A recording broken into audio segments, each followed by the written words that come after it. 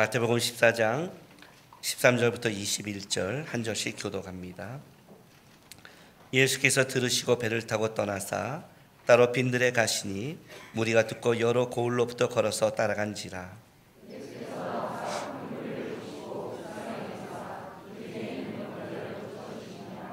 저녁이 되매 제자들이 나와 이르되 이곳은 빈들이요 때도 이미 저물었으니 무리를 보내어 마을에 들어가 먹을 것을 사 먹게 하소서.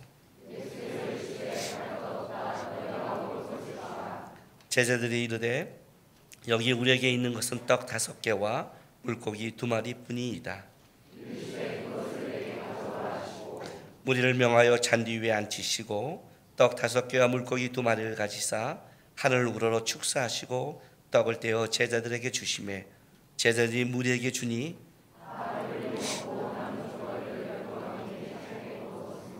같이 있습니다. 먹은 사람은 여자와 어린이 외에 5,000명이나 되었더라. 아멘. 오병이어의 우리가 너무나 잘 알고 있는 하나님의 말씀입니다. 사복음서 모든 곳에 기록된 말씀이고, 그리고 포인트는 약간씩 다르지만 예수님의 일생 가운데, 예수님의 기적과 이적 가운데 가장 핵심과 중심이 되는 사건입니다. 여러분, 이 오병이어의 기적을 우리가 많이 듣고 봤는데 여러분들은 이 말씀을 오늘도 이렇게 읽으면서 어떤 느낌을 받습니까? 대단한 사건이죠. 말이 5,000명이지 남자만 5,000명이니까 한 2만 명 정도 된다고 봅니다. 그 2만 명 정도 되는 그 사람들한테 물고기 2마리와 보리떡 5개, 그것도 보리떡도 이만한 거 아니에요. 아이에게 가져왔으니까 한 끼 어린아이가 먹을 식량이니까 요만 조그만 거겠죠. 그걸 가지고 어린아이 남녀 포함해서 2만 명을 먹인 사건입니다. 놀라운 사건이죠. 얼마나 이 사건이 놀라웠으면 나중에 오병이어의 이 사건 이후에 요한복음을 보면 그들이 이 놀라운 사건 때문에 예수님을 왕으로 모시고자 하는, 지금으로 말한다면 대통령, 대풍이 불어온 사건이죠. 한 방에 대통령 될 수 있는 사건이에요. 굉장한 사건이에요. 이적과 기적 중에. 우리는 이 사건을 접하고 있고 이 사건을 너무나 기독교인은 많이 알고 있는 사건입니다.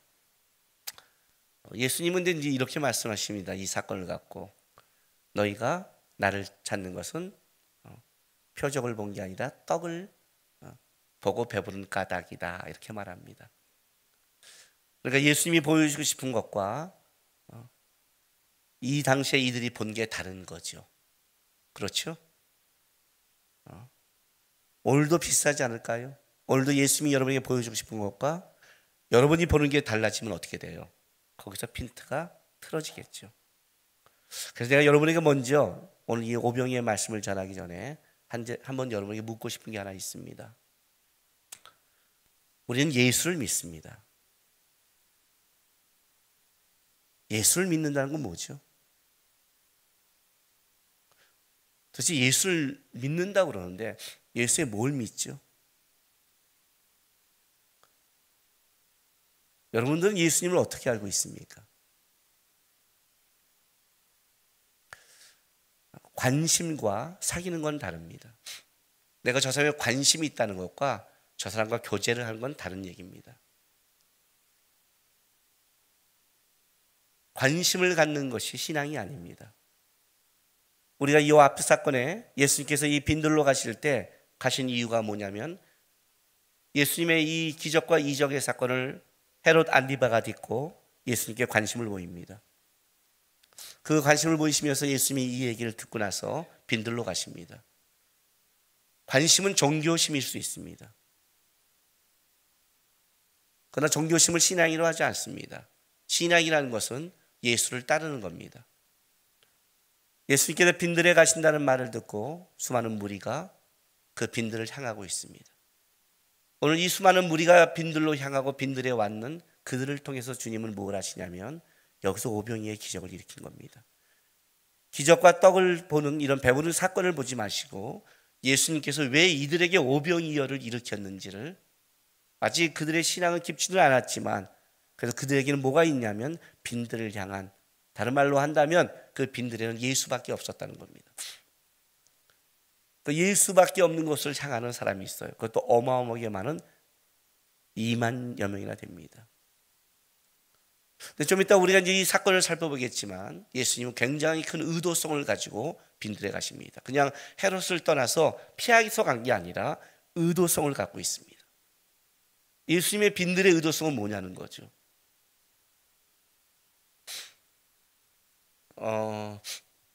얼마 전에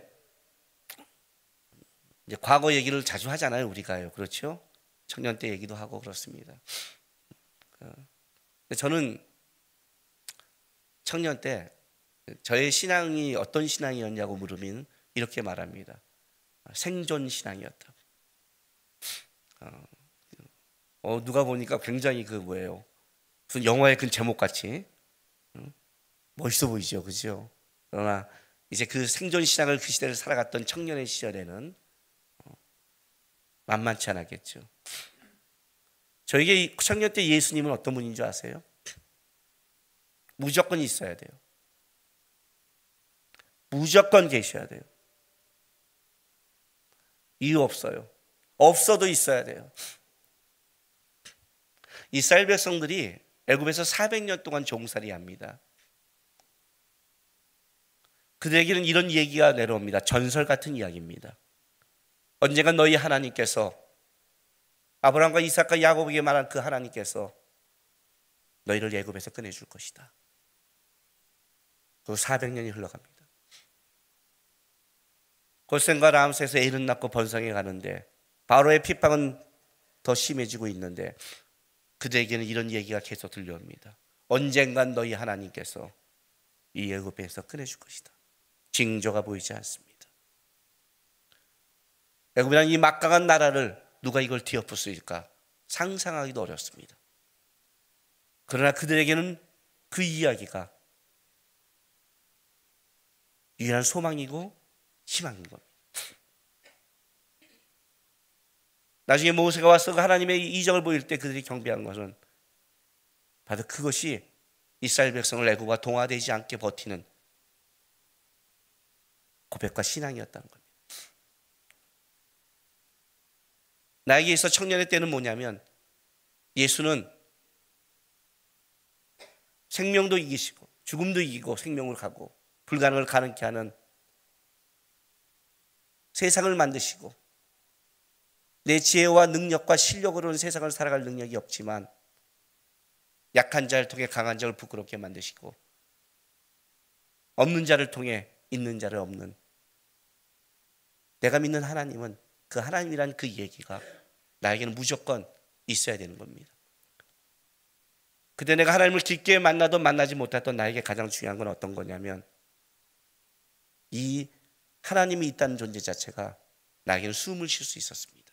왜냐하면 사방이 막혔기 때문에. 하늘이라도 열려야죠. 하늘마저 열리지 않으면 어떻게 이 땅을 살아가요?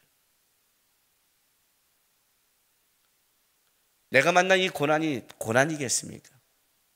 사실 우리 부모님들이 당한 고난에 비하면 고난도 아닙니다. 전쟁을 겪지 않는 세대가 어떻게 전쟁을 겪은 자들에게 말해 고난이라고 말하겠습니까? 어떻게 대한민국이라는 이 독립된 나라에 살아간 자가 일제시대에 나라를 빼앗긴 사람들보다 더 어렵다고 말하겠습니까? 기독교가 들어왔을 때 왜 우리 초기 기독교인들은 왜 버티고 살았을까요? 그들에게는 소망이 있었습니다. 일제 압박기에도 소망이 있었고 전쟁 시에도 소망이 있었고 군사 독재에도 소망이 있었습니다. 그건 어떤 소망이냐면 하늘은 닫히지 않았다는 겁니다. 사자굴에 들어갈 때도 그들은 소망이 있었습니다. 예수를 믿는다는 것은 낭만이 아닙니다.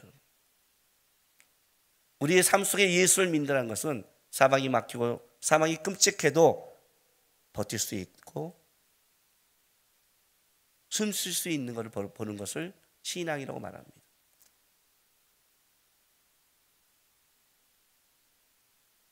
직장 안 되고 애인과 헤어졌다고 투덜거리고 돌아가는 정도의 신앙이 아니라는 겁니다.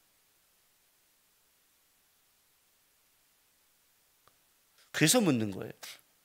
예수를 믿는 게 도대체 뭔가? 여러분은 어떤 예수를 만나셨습니까?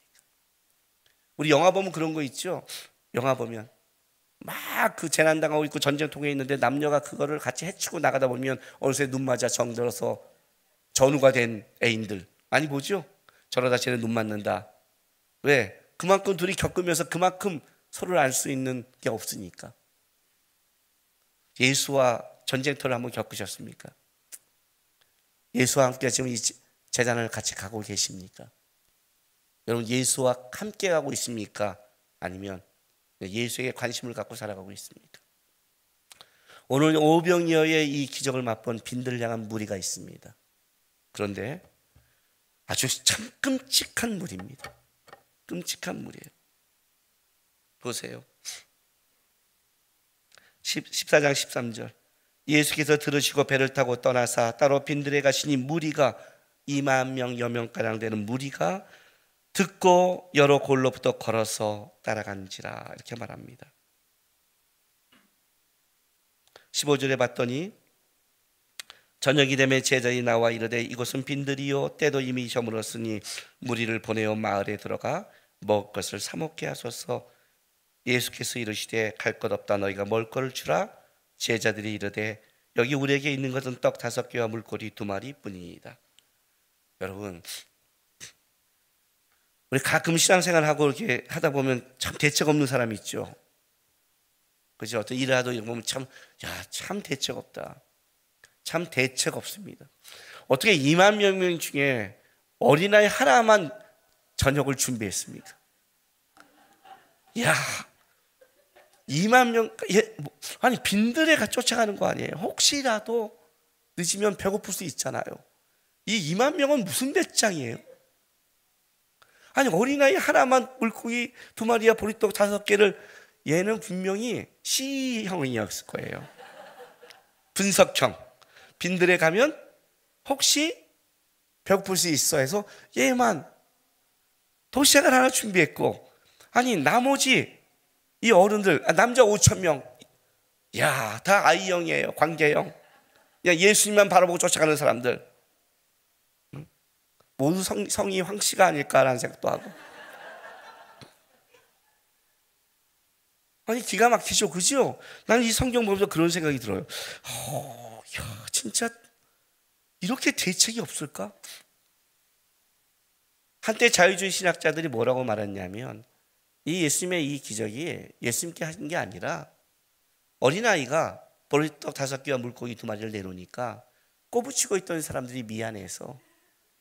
그렇잖아요. 아무리 상식적으로 생각을 해도 어떻게 이 어린아이 한 명만 준비했겠어? 준비했겠지. 어떤 놈은 다음날 것까지 준비했겠지. 혹시 몰라 오늘 밤샐지 몰라. 그랬던 것이 제가 내놓는데 나는 참 말씀 듣다 은혜도 받고 이러면 안 되지. 오늘 여러분 은혜 받고 베란간 이러면 안 되지. 주머니 있는 거 다 헌금하듯이. 아무도 아멘을 안 하는군요. 그랬지. 이거는 그냥 미안해서 그냥 어떤 사람이 저도 있습니다 내놓은 게 보니까 이렇게 많아서 결국 모든 사람이 먹고 12왕지 남겼더라. 그래서 어떻게 돼요? 가진 거를 분배해야 된다. 한때 자유주의 신학에서 나왔던 겁니다. 제가 청년 때. 그럴까요? 아니죠, 여러분. 아니죠. 근데 어쨌든 참 대책 없죠. 진짜 대책 없는 이 사람들은 아마 굶고 있는 거에 익숙한 사람일 거예요. 사실 삼시세끼라는 말이 나온 지가 얼마 안 돼요. 우리 조상들은 삼시세끼를 먹지 않았어요. 삼식세끼. 그렇게 배불리 먹을 때가 그 시대가 많지 않았어요. 인류 역사에서요. 배고픔에 익숙한 자들이에요. 대책 없는 자들이죠. 예수님의 빈들에 있다는 말 듣고 찾아갔어요. 뭘 먹을 걸 위해 쫓아간 게 아니었어요. 이들은요. 그냥 갈급했어요. 갈급했어요. 여러분들이 아는 예수는 누구냐 말해 도대체. 여러분들이 아는 예수가 어떠냐에 따라 여러분들 갈급함이 있겠죠. 그렇죠? 집에 먹을 것이 너무 넉넉해서 빈도로 나갈 필요가 없나요? 먹을 기회 쫓아간 게 아니에요. 먹을 걸 생각했다면 이들은 가지 않았을 거예요. 왜? 갔다가 어떻게 돼요? 진짜 대책 없는 2만여 명이에요. 예수님이 이들을 왜 만나준지 아세요? 오늘 본문에 보면 13절과 14절에 이렇게 같이 대조를 이루고 있어요. 봐요. 13절이 이렇게 돼요. 예수께서 들으시고 떠나사, 그죠? 가시니. 그리고 이제 무리가 쫓은 다음에 14절 보세요. 예수께서 나오사 보시고 고쳐 주시니라. 여기 대조되는 거예요. 13절은 예수께서 들으시고 떠나사 빈들로 가셔버렸어요. 그렇죠? 근데 14절에 봤더니 예수께서 나온 거예요. 떠난 게 아니라 나오사 보시고 여기서 고쳐주신 거예요. 그러면 예수님이 뭘 들었어요? 헤롯 안디바가 자기가 전체로 관심이 있다는 걸 말 들었어요. 헤롯 안디바는 어떤 사람이에요? 본문 앞에 봤더니 세례 요한을 죽인 자 아니에요. 기꺼이 이런 자를 떠나버리신 거예요. 의도적으로 떠났어요. 무리가 쫓아와요. 근데 그 무리를 보시고, 나오셔서 무리를 보시고, 이 무리에게는 뭘 하시냐면 불쌍히 여기사 그 중에 있는 병자를 고쳤어요. 왜 이를 불쌍히 여긴다는 거죠? 뭐 때문에? 뭐 때문에? 마가복음 6장 34절 볼게요.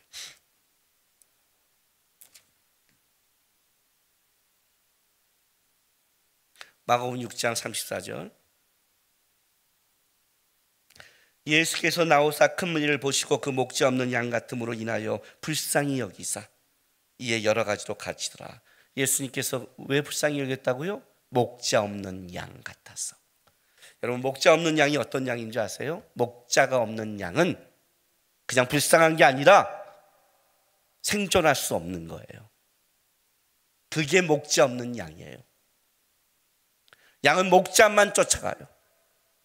그래서 그 목자가 양 한 마리를 잃어버리면 없어진 게 아니라 죽는 거기 때문에 그 양 한 마리를 찾으러 가는 거예요. 생존과 연결됐기 때문에. 단순히 어디 가서 그냥 살 수 있는 양이 아니라 양은 자기 목자의 냄새를 맡고 목자만 알아봐요. 자기 목자만 쫓아가요. 그래서 그 목자를 잃어버리면 그 양을 헤매요. 아무 데나 가서 살지 않아요. 죽는 거예요. 그걸 목자가 알기에 끝까지 가서 끌어오는 거예요. 목자 없는 양 같대요. 그 무리를 보는데 예수님이 만나고 거두지 않으면 살아갈 수 없는, 생존할 수 없는 진짜 불쌍한, 그래서 나왔어요. 오늘 마태복음은 병자를 고치니 그러니까 자꾸만 우리는 병자에 관심이 있고 떡에 관심이 있는데 실제 마가복음에 보면 그 다음에 이렇게 말을 해요. 불쌍히 여기사 뭐라고요? 이에 여러 가지로 가르치시더라 그래요. 뭘 가르쳤을까요 도대체? 여러 가지로. 누가복음 9장 11절로 갈게요.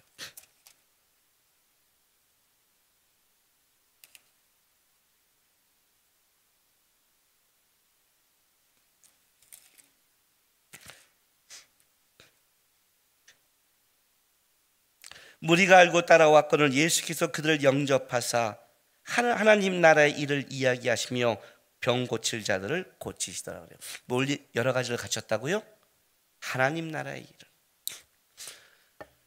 그들에게 목 잡는 이 무리들, 이 양 같은 자들을 예수님이 돌보지 않으면 소망이 없는 이들을 데리고 와서 어떤 소망을 줬냐면 하나님의 나라의 일을 가르쳐준 거예요.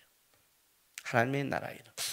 하나님의 나라의 일을 쭉 얘기해 주는 거예요. 왜요? 이들에게 가장 중요한 게 하나님의 나라의 소망이 없으면 이 땅에서 이들은 잠깐 떡을 먹고 잠깐 편할지 못지만 영원히 소망이 없는, 그걸 알고 있기 때문에 그걸 가르치는 중에 뭐예요? 병자들을 고쳐준 거예요. 그러니까 병자에 관심을 갖지 마시고 빈들에 계신 예수를 바라보며 진짜 자기의 삶의 대책이 없는 자들, 소망이 없는 자들, 어떻게 살지 모르는 자들, 그들을 그냥 잃어버린, 그래서 예수님을 바라보며 목자가 없기에 당신이 아니면 살아갈 수 없기에 그 소문만 듣고 따라온 무리를 보시면서 예수님이 기꺼이 그들의 목자가 되려고 작정하시고 하나님의 나라를 이야기하는 중에 하나님의 나라의 소망을 갖는 그 사람들 중에 병자예요. 그 병자를 고친 거예요. 병이란 죄에서 시작된 거니까. 아담과 하와가 선악과를 먹은 이후에 인간은 죽을 수밖에 없는 운명에 처했고, 우리가 죽어가기 위해서는 병들 수밖에 없는 걸 알기에 그 병을 고쳤다는 건 뭐예요? 예수님만이 회복이 있고 소망이 있다는 걸 알기 위해서. 너에게 말하는 이 하나님의 나라의 일이 단순한 그냥 교훈이 아니라 실제 이 하나님의 나라의 역사가 너에게 이루어지고 있음을 보여주는 거예요. 그래서 가르쳐주는 거예요. 그리고 그들이 하나님의 나라의 일을 듣고 병들이 고쳐지고 있는 이 와중에 날이 저녁이 되는 거예요. 오늘 이 본문 15절 저녁이 됨에 이렇게 나왔어요. 23절 보세요. 14장 23절 보면 무리를 보내신 후에 오병이의 기적을 체험한 이 무리들을 보내신 후에 기도하러 따로 산에 올라가시니라 저물매 거기 혼자 계시나 이렇게 나가잖아요. 그러니까 여기 저녁이 됐다는 건 아직 해가 저무는 것은 아니에요. 저녁이 지금 다가오고 있는 거예요. 이제 이러다가 저물러 버리면 어떻게 돼요? 빈들 아니에요. 어둡잖아요. 사람을 많잖아요. 혼잡하잖아요. 먹을 건 없고 사람들이 쫓기면 사고가 날 수 있잖아요. 제자들이 걱정을 하는 거예요. 왜냐하면 여러분, 우리 제자 중에서 우리 사도 베드로는 그렇게 눈치가 있는 제자는 아니에요. 근데 그들의 보기에도 뭐냐면 여기 온 사람들이 너무나 가난하고 힘들고 어려운 자들이 온 거예요. 그리고 그가 보기에도 빈들이 아무것도 줄 수 없어요. 이제 좀 해가 어두워지고 배고프면 문제가 벌어질 걸 알고 아마 사도들도 배가 고팠을 것 같아요. 저는요. 그 상황 속에서 예수님께 더 최악의 조건이 되기 전에 건의를 하는 거예요. 이렇게 건의했어요. 15절에 이곳은 빈들이요 때도 이미 저물었으니 무리를 보내어 마을에 들어가 먹을 것을 사 먹게 하소서. 이렇게 말한 거예요. 사 먹게 하소서. 예수님 이거죠. 이제 예수님 날이 저물어 갑니다. 이제 집으로나 밖으로 돌려 보내주십시오. 이렇게 돼야 돼요. 무리를 보내어 사 먹게 하소서는 예의 바른 거죠. 물고기 2마리와 보리떡 5개도 안 가져온 사람들이 뭔 돈이 있겠어요. 그러나 지금은 돌려보내는 것이 맞습니다 라고 얘기한 거겠죠. 그렇죠? 근데 예수님이 뜻밖의 얘기를 하셨어요. 당황스러운 거죠. 이르시되 그것을 내게 가져오라. 아니 갈 것 없다 너희가 먹을 걸 줘라. 먼저 이렇게 하는 거예요. 2만 명을 요한복음에 보면 뭐라고 그래요? 200데나리온. 한 데나리온이 하루 노동자의 일당이니까 200일. 월급으로 치면 6달이 넘죠. 거짓 7달 월급. 그 돈인데 이거를 지금 그러니까 아마 그걸 갖고 채소치로 먹이는 거겠죠. 어떻게 제자들이 아무것도 없는데. 그래서 나온 게 뭐예요? 그것도 지 것도 아니죠. 우리가 가진 것은 물고기 2마리와 보리떡 5개입니다. 그런데 요한복음 6장을 보세요.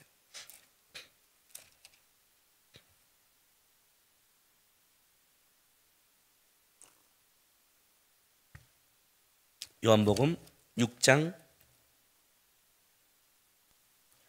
5절 6절 보세요. 예수께서 눈을 들어 큰 무리가 자기에 오는 걸 보시고 빌베기 이르시되 우리가 어디서 떡을 사서 이 사람들에게 먹이겠냐 하시니 6절에 이렇게 말씀하시면 친히 어떻게 하실지를 아시고 빌립을 시험하고자 하십니다. 이렇게 말하죠. 그러니까 예수님은 친히 어떻게 하실 거를 계획하고 있었던 거죠. 빈들에 갔을 때 우리가 2만 명을 따라왔을 때 예수님은 2만 명을 보면서 어떡하지? 보니까 이것들이 대책 없네. 아니 그것도 이렇게 아무것도 안 가져와? 아니 이 어린아이밖에 없어? 아니 어떡하지? 기적을 행할까? 하고 한 게 아니라 빈들에 가실 때부터 수많은 무리가 올 때 그는 이 목지 없는 양들 같은 이들을 향해 친히 이들에게 어떻게 하실지를 예수님은 계획하고 있었다는 거죠. 하나님의 나라 일을 갖추고 병을 고쳐주면서 뭐예요? 그들에게 오병이어의 기적을 행할 것도 예수님 벌써 계획하고 계신 거예요. 계획하시고 제자들에게 너희가 줘라고 말씀하는 거예요. 친히. 왜 이런 계획을 했냐는 거죠. 왜? 여기 오늘 14장 19절 보겠습니다. 18절부터 읽을게요. 이르시되 그것을 내게 가져오라 하시고 무리를 명하여 잔디 위에 앉히시고, 마가복음에 보면 50명, 100명씩 앉혔습니다. 그러니까 대충 그래서 인원수가 나오는 겁니다. 앉히시고 떡 5개와 물고기 2마리를 가시사 하늘로 우러러 축사하시고 떡을 떼어 제자들에게 주심에 제자들이 무리에게 주니, 이렇게 갑니다. 예수님의 방법이 뭐예요? 하늘을 우러러 축사하시고, 가지사 하늘을 우러러 축사하시고. 축사하다, 좋게 만들다라는 뜻도 있지만 여기에 뜻이 뭐가 있냐면 찬양하다는 뜻이 있습니다. 그러니까 이런 식으로 생각하면 안 됩니다. 어떤 것을 축사인지는 성경에는 안 나와 있습니다. 몰라요. 그런데 하나님, 우리가 2만 명이나 됩니다. 배가 고픕니다. 목자 없는 양 같습니다. 이들에게 떡을 주십시오라고 하는 뭐예요? 기원이 아닙니다. 부탁이 아닙니다. 예수님은 부탁할 자가 아니라 그분 자신이 행할 수 있는 분입니다. 찬양한 겁니다. 아마 요한복음 17장에 대제사장적 기도가 나오는데 그 비슷한 내용이 아닐까 생각합니다. 하나님, 이들, 목자 없는 어린 양 같은 이들, 그러나 나에게 붙여진 이 양들, 그 양들의 이들에게 하나님의 영광을 보여준 걸 감사합니다.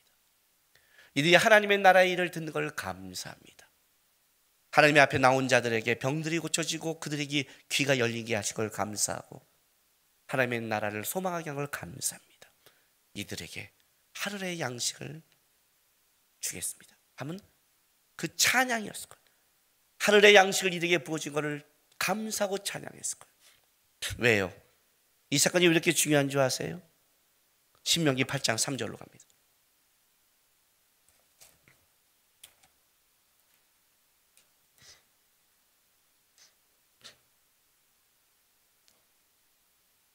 신명기 8장 2절부터 4절 제가 다시 읽겠습니다. 내 하나님 여호와가 40년 동안 내게 광야길을 걷게 하신 것을 기억하라. 이는 너를 낮추시며 너를 시험하사 내 마음이 어떠한지 그 명령을 지킨지 지키지 않는지 알려 하십니다. 너를 낮추시며 너를 줄이게 하시며 또 너도 알지 못하며 내 조상도 알지 못하던 만나를 내게 먹이신 것은 사람이 떡으로만 사는 것이 아니요 여호와의 입으로 나오는 모든 말씀으로 사는 줄을 내가 알게 하려 하심이니라. 이 40년 동안에 내 의복이 헤어지지 아니하였고 내 발이 부르트지 아니하였느냐. 자, 이스라엘 광야 40년은 우리가 알기로는 불순종으로 말미암아 죽어가는 걸로 알고 있습니다. 그죠? 맞습니다. 그러나 우리 하나님은 어떤 분이냐면 너희가 불순종했으니까 내가 너희를 그냥 죽여 하는 그렇게 저주하는 하나님은 아닙니다. 이 40년 동안 그들이 왜 불순종하고 있는 것을 가르쳐주고 싶은 겁니다. 다른 말 할게요. 그들의 믿음 없음 속에 믿음을 갖춰주고 싶은 거예요. 40년 동안 광야를 돕니다. 광야는 아무것도 없습니다. 그런데 하늘의 문을 열어서 만나를 내려줍니다.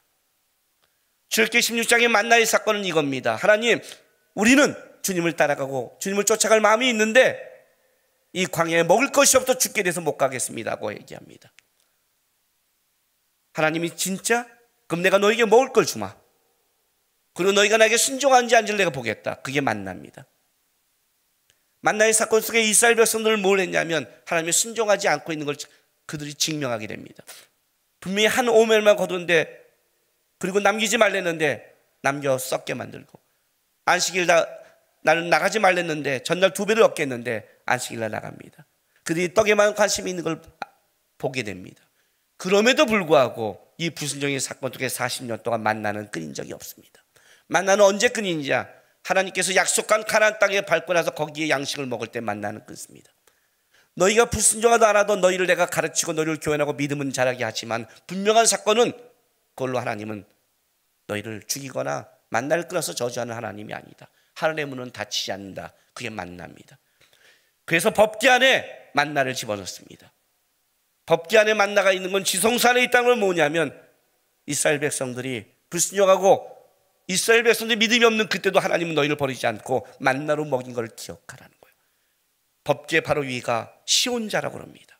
속죄소랍니다. 무슨 말인지 아세요? 이스라엘 백성들이 잘못하고 실수하고 해도 거기는 은혜가 흘러갈 것이고 속죄가 될 것이다. 그 밑에 뭐가 있느냐? 바로 너희의 믿음 없을 때 하늘 양식을 준 만나가 그 안에 있다. 그게 바로 지성소입니다. 그 얘기를 하는 거예요. 사람이 떡으로만 사는 것이 아니라 하나님의 말씀으로 사는 걸 보여주고 싶어서 40년 동안 너희가 굶어 죽지 않음을 보여주고 싶어서 광야에서 사는 법을 갖춰준 거예요. 광야에서 사는 법. 인간이 갖고 있는 지혜와 능력과 것이 아니라 광야는 하늘 문을 통해서만 살아갈 수 있는 것. 그게 바로 빈들입니다. 왜 주님께서 빈들로 가신 줄 알아요? 대책 없이 나오는 이 목자 없는 어린 양들, 빈들에는 사람들이 거기서 취할 것이 없는 걸 보는 거예요. 예수밖에 없어요. 예수만 갈망해야 돼요. 누구도 줄 수 없어요. 누가 줘요? 예수님만 줄 수 있는 거예요. 예수님만 줄 수 있는 거예요. 이 말을 하고 싶은 거예요. 너의 인생의 광야길의 빈들의 문제 해결은 땅에서 얻는 게 아니라 하늘에 있다. 하늘에 있다. 하늘을 향해 축사하시고 예수를 따라간다는 것은 그의 문제 해결과 그의 삶을 땅에서 찾는 자가 아니라 하늘에서 찾는 자들이다. 오늘 제가 제목을 하늘문을 열다라고 했습니다. 열다가 잘못 나왔어요. 하늘문을 예수님께서 열었습니다. 이스라엘 백성을 끄집어내서 광야에서 하늘문을 만나를 주인같이 만나의 재현입니다. 만나의 재현입니다. 근데 뭐가 다른 줄 아세요? 구약에서는 그들이 광야길에 구름기둥과 불기둥을 끌어가면서 하늘에서 그냥 부어줬다면 그 만나를 부어준 주체가 그 하나님이 직접 이 땅에 오신 겁니다. 직접 만나 주신 겁니다. 그리고 직접 하늘문을 열어주신 겁니다. 예수가 하늘 문을 여는 유일한 주다. 유일한 방법이다. 유일한 소망이다. 오병이어예요.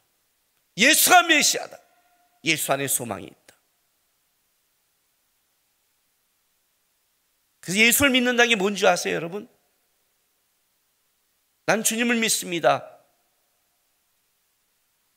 낭만적으로 하지 마세요. 예수를 믿는다는 건 이런 뜻이에요. 땅의 것이 다 막히고 빈들에서 볼 것이 없대도 저는 하늘을 바라보며 포기하지 않겠습니다. 하늘문은 닫히지 않습니다.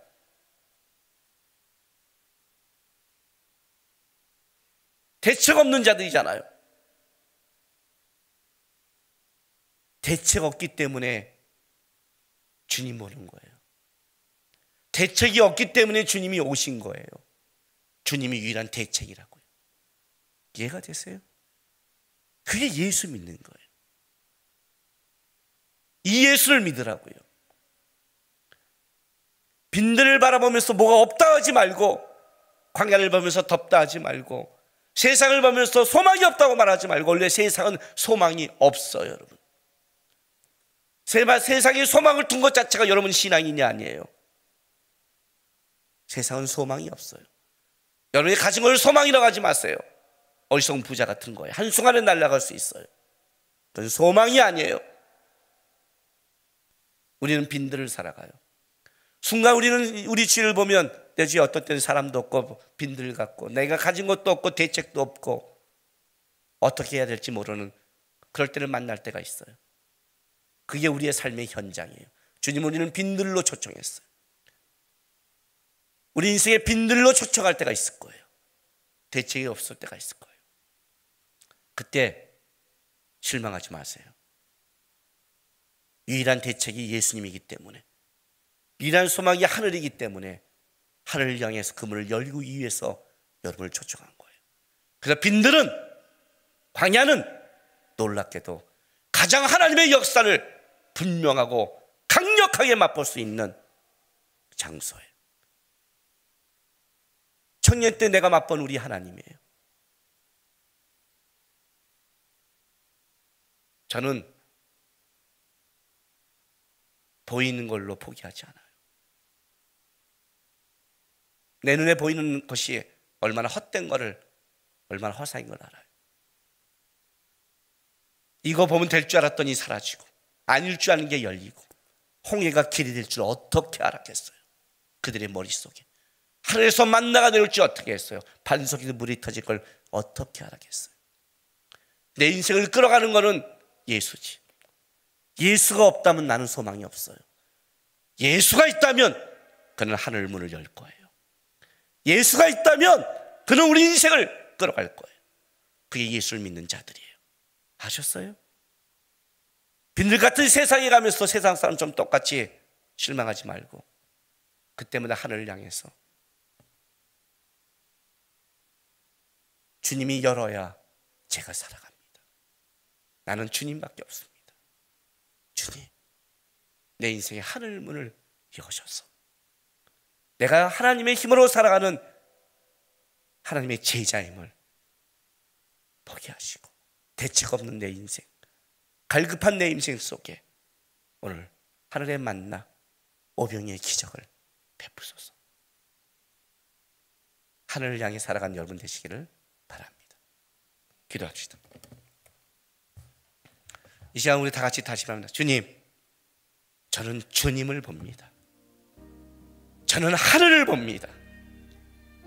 내 인생의 하늘 문은 닫히지 않습니다. 끝까지 하늘을 보고 쫓아가서 오늘 성경에 이런 이 오병이의 기적이 오늘 내 인생의 이야기가 되게 도와주십시오. 이 시간 다 같이 기도하고 주님 붙잡는 시간 갖겠습니다. 기도하겠습니다.